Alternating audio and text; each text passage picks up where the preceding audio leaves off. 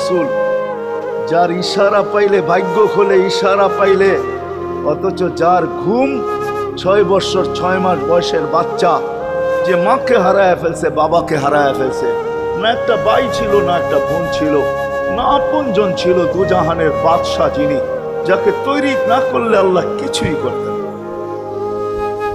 আল্লাহ আদম আলাইহিস সালামকে বলছিলেন, লাউলাহু লামা খালাকতুকা ইয়া আদম, আদম ইনি না হইলে তোমার অস্তিত্ব হতো না, তোমার অস্তিত্ব কেন, কিছুই হতো না।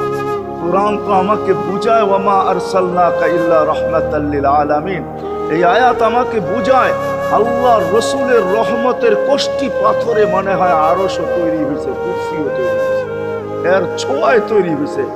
রসুলকে আল্লাহ রহমত বানাইছেন, এক কষ্টি পাথর, এক পাথর, পরশ পাথর, যার ছোঁয়া দিছেন আর তৈরি হয়েছে, ছোঁয়া দিছেন আর তৈরি হয়েছে।